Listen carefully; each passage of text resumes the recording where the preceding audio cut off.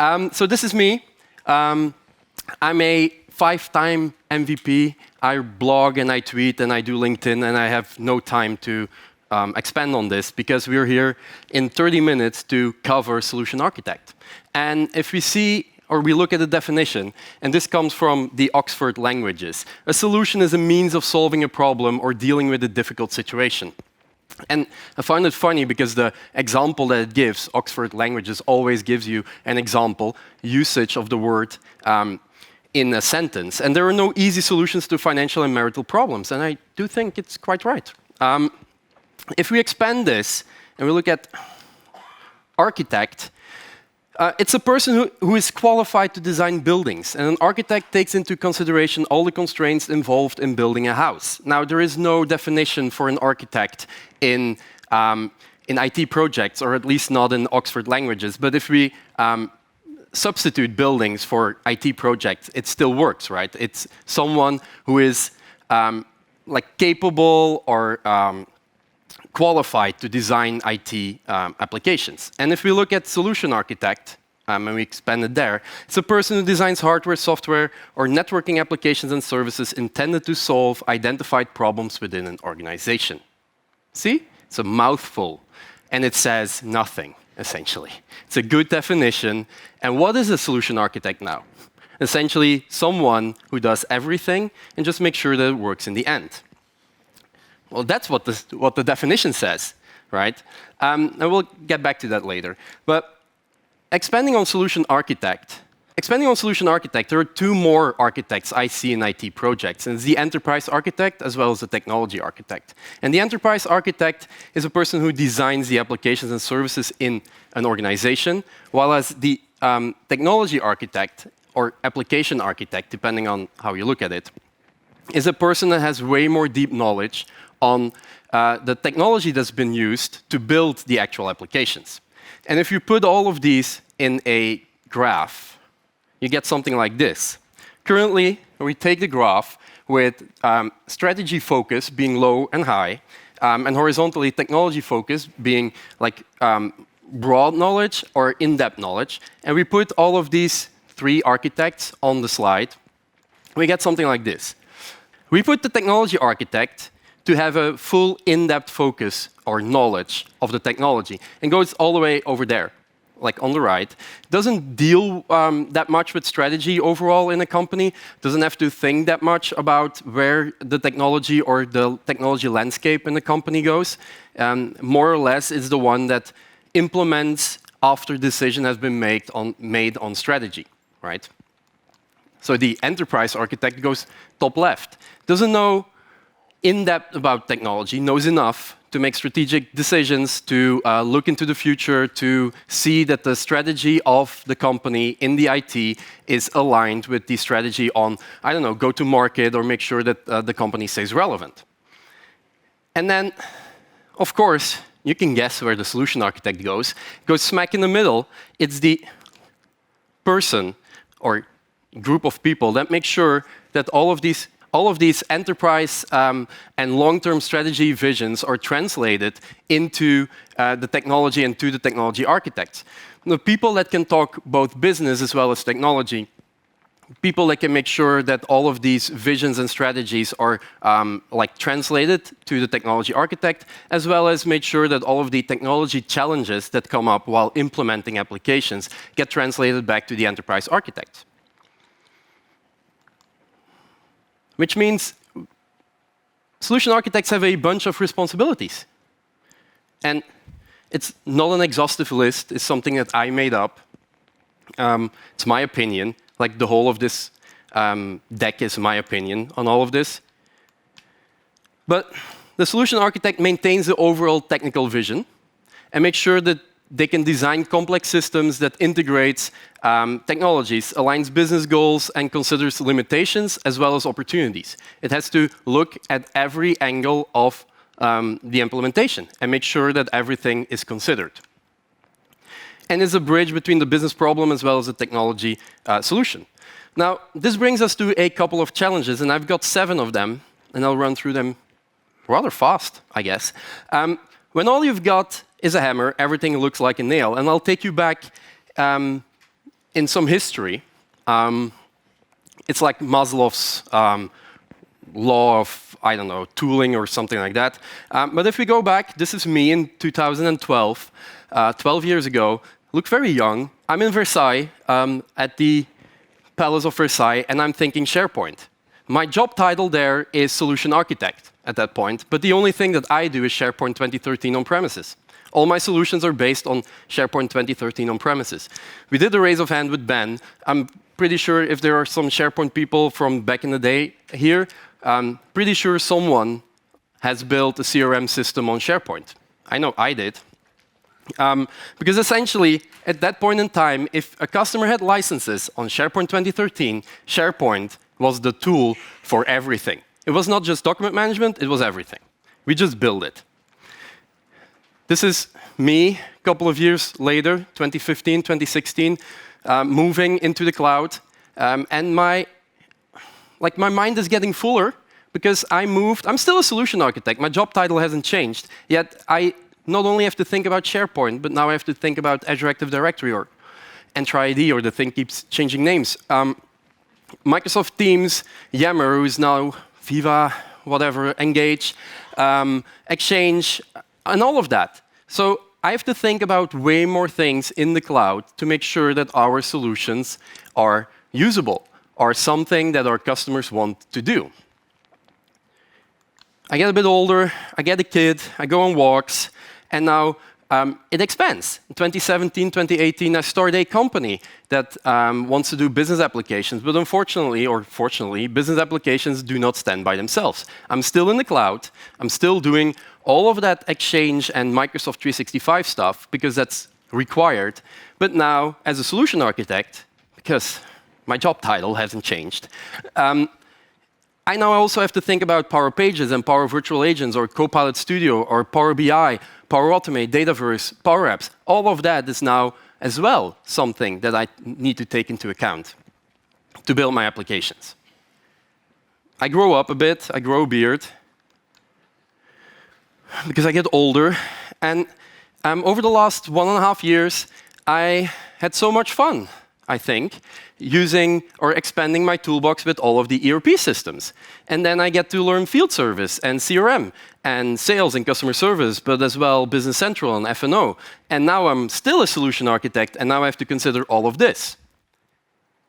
It makes it very, very challenging as a solution architect to take into account everything in this Microsoft cloud, which doesn't mean that you have to know everything, but you have to know that it exists and have to find the people to make sure that you can build the proper applications there. Challenge number 2.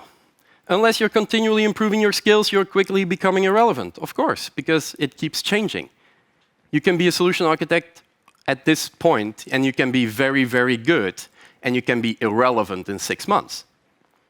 If you're not doing Copilot at this point, well, you're already behind. If you're not learning AI, you're already behind. It's a new thing. It wasn't on my slides, but my mind is now full with Copilot stuff, AI stuff. Challenge number 3, if you're the smartest person in the room, you are in the wrong room. And I do not fully agree with this sentence. It's just to provoke something.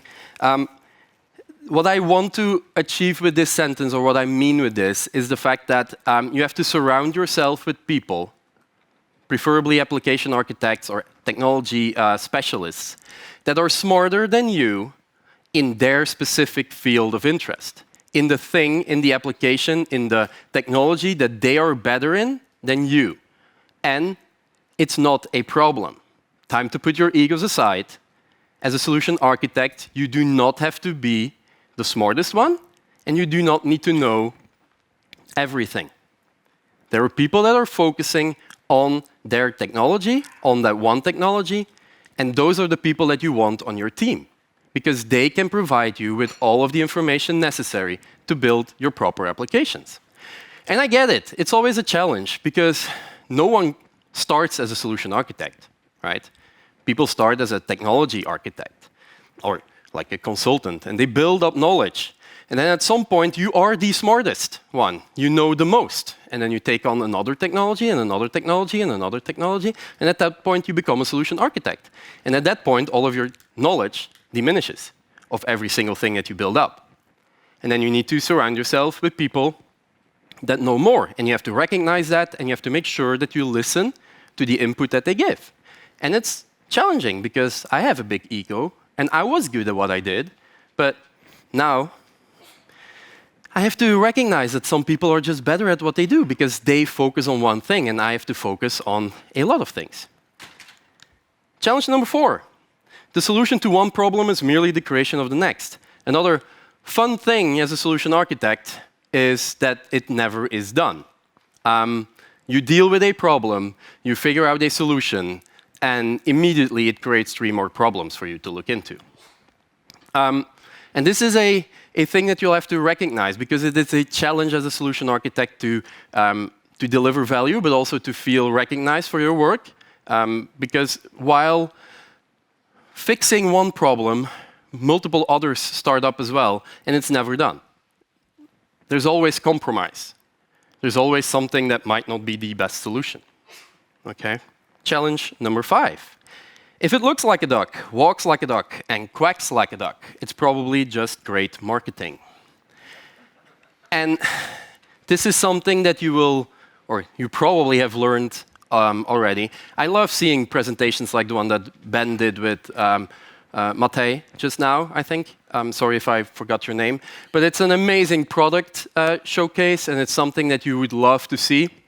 And I'm pretty sure that it will help you a lot, all of those tools. But it's always marketing. And they show it off, and the way that Microsoft does it, just the same. And then you'll have to get your hands on it. So I love the fact that we can get it for free so we can try it on. But that's what you have to do with basically everything, especially if you look at the Microsoft Cloud. Microsoft Cloud starts with Dynamics 365, and you get like orders and accounts and support and opportunities. We expand it with Microsoft 365, and you get messaging and meetings and collaboration and documents. And the promise of Microsoft is that it integrates seamlessly. Have you ever seen it integrate seamlessly? And then we take Power Platform on it. And then you can build your own stuff with workflows and apps and connectors and everything. And once again, they say it will integrate seamlessly.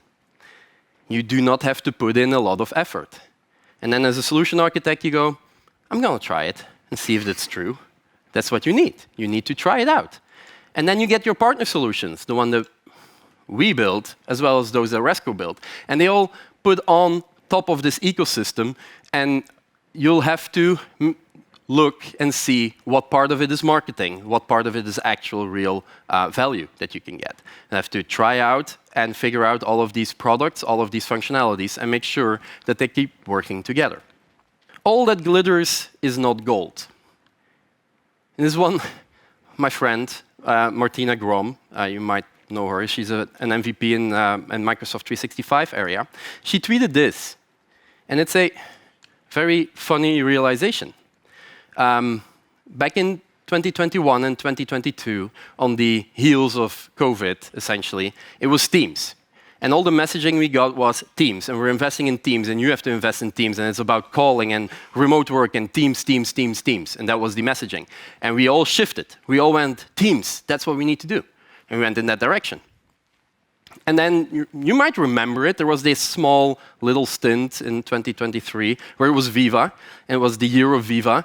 And I think it was supposed to be a longer thing to be Viva, but then AI came on, and Microsoft had to be fast because otherwise all the other competitors were going to do AI. So Viva is now, it's still there and still very, very relevant. It's just all the marketing has gone like crashed immediately. A very fast Viva got pushed to the background because now it's Copilot. And you have to do Copilot. And if you're not doing Copilot, you're running behind. So we have to make sure that we're on the edge of our game as a solution architect, that you're working with the latest technologies, that you're aware of everything that's coming up, but you can be critical as well. You do not have to necessarily run on day one in that direction. You can try it out. I know We've seen all of these presentations today already to say, you have to do Copilot. Yes, you have to look into it. Yes, you have to apply it. Yes, you have to try it. But make sure that you do AI in a way that it brings value and not just for the sake of AI. And we've heard that before as well. And one of my other pet peeves on this is nothing is commoner than the name, and nothing is rarer than the thing. In which I mean, if you search for solution architect on LinkedIn and you try to find a solution architect, you can find millions of them. But can they do what you need them to do? Like, this title says nothing anymore. It's a solution architect. What do you solutionize? What do you build? What do you create? Have you ever put on we heard the job posting example before. If you put out a job posting for a solution architect, if I put out a job posting for a .NET developer, most likely I get a .NET developer. It's pretty clear what I want. With a solution architect, it seems like I get everyone and the kitchen sink and, I don't know, way more. Everyone is applying on that. Solution architect, super, super difficult to find. Company risks. If you run a company or your company has a couple of solution architects, there are risks involved because there are currently not enough solution architects, at least not enough solution architects that can span multiple products, essentially. There's a market scarcity, and you'll have to hire for mindset and traits. You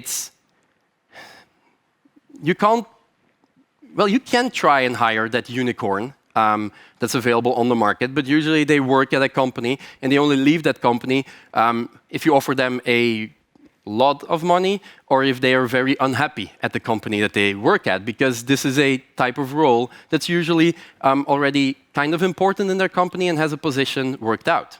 So you'll have to hire for skills, for mindset and traits. But the challenge then becomes how to interview for this. How to make sure that when the person in front of you, you assess properly for this role of solution architect. And one of the other challenges I feel like companies are forgetting to do is look internally and try to spot multi-passionate people. Most of the people get hired to do one job because that's just easiest. One role, one job.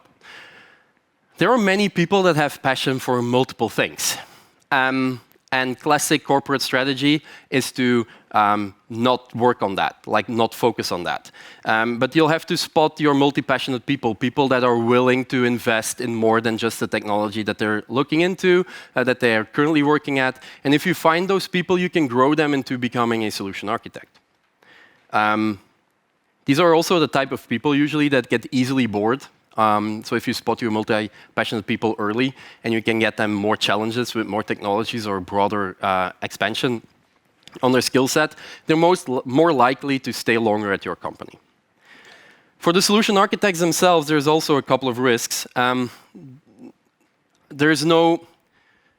has been some research to this, but usually these people, multi-passionate, lots of knowledge, broad knowledge, multiple things, they tend to suffer from imposter syndrome a lot, which is weird because they are pretty unique. They know broad stuff, lots of things, yet they suffer from imposter syndrome. Are they good enough? They have a tendency for burnout as well as bore out. So as a company, you'll have to look out for that. These are the people that feel underappreciated for the amount of work that they do, for the skills that they bring to the table. These are also the people that always say yes, because they can always help. You ask them something on helping out, and they are challenged by that. They like the challenge. They have the knowledge. They're like, yeah, I'll figure it out with you. I'll try it out. But as soon as they do that and they collect tasks of others, what about their own work that they have to do? Looking at skills and traits of a solution architect, in my opinion, they have clear communication skills. They clarify tech details in a simple language, or they are able to. They can project into the future because they have to align with the enterprise vision as well.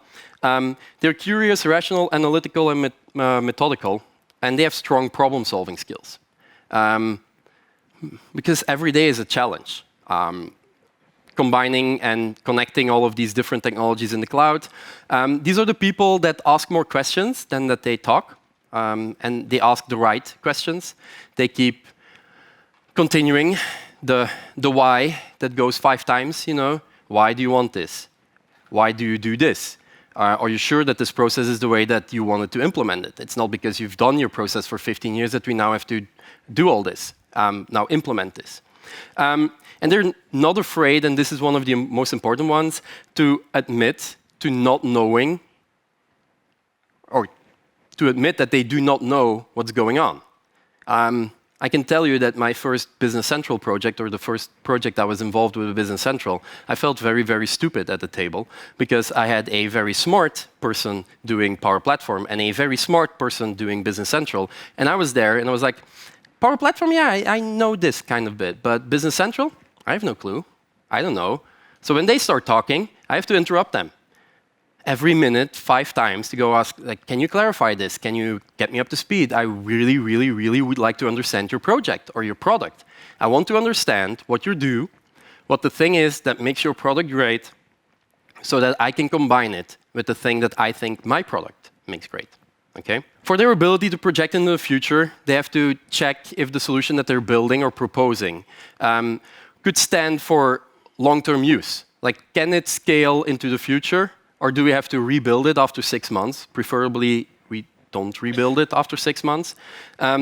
We try to foresee a way to implement scalability to make sure that currently it's used by 20 people, that it can also handle 100 or 1,000 people. And adaptability, because no product stays the same over the course of years, and preferably you do not want to build it up again from scratch after 6 months or 2 years. After you've been investing that much in it, you make sure that you can adapt that product to new emerging requirements. Which means we get to this point. Does it do what it says on the tin? Like, does solution architect, or is solution architect a good job title? And this is an exercise we did at our company because we were trying to see if we could give those people another job title to make it clear that they cover more than just SharePoint or more than just Power Platform or more than whatever. And we tried. These are some of our examples. So this is just for laughs because none of them made it. Because this is the first one. Let's just keep solution architect because why not? It still means that, so it works. We also went for overarching architect. Someone said that because it's overarching everything. Do you want to put that on your business card? We kind of very quickly dismissed this one. And then we have platform architect, but the same goes for the same wooziness for solution architect works for platform architect. You can do Power Platform architect or business applications platform architect or whatever, but it's still very woozy. Ecosystem architect in the business applications ecosystem works out. Unfortunately, no one outside of business applications or outside of this Microsoft world knows about the ecosystem. Another thing, end-to-end solution architect. The solution architect that starts at one product and then makes sure that this thing ends with another product. Another thing that's very weird to put on your business card. And then my personal favorite, people say that I shouldn't put that on a business card, but essentially this is how I feel from day to day. Like, I do everything, but I don't feel like I cover everything or anything very deeply. So jack of all trades, masters of none. And which makes it, or this just clarifies, or this just visualizes how challenging this role could be, or naming this role could be, as well as hiring for this. And with that, I wish you a lot of luck in your search for solution architects or capable people in your company to build all of these applications with the first-party and third-party solutions that are available out there, because it's challenging in the Microsoft Cloud, and things keep popping up every single day. Every single day, there's new stuff coming out in the platform, first-party, that you'll have to predict. Will it become big or will it become nothing? Just a thing. 3 years ago, Microsoft Loop came out, and then it withered a little bit. But now there's a way more or a bigger investment on it, or it shows that more people are interested in it. So if you asked me 3 years ago if Microsoft Loop would be big, I'd say no. Now, it seems like Loop workspaces are things that people are looking into. It's getting better, gets more hype and more traction, so maybe it's something that we have to revisit. So I wish you good luck in this Microsoft Cloud, because this is the thing that will keep you up. These are the things that will keep you busy. Microsoft will never stop releasing things, and the ecosystem will keep on growing, and we have to make sure that we are capable of handling all of that. Thank you very much.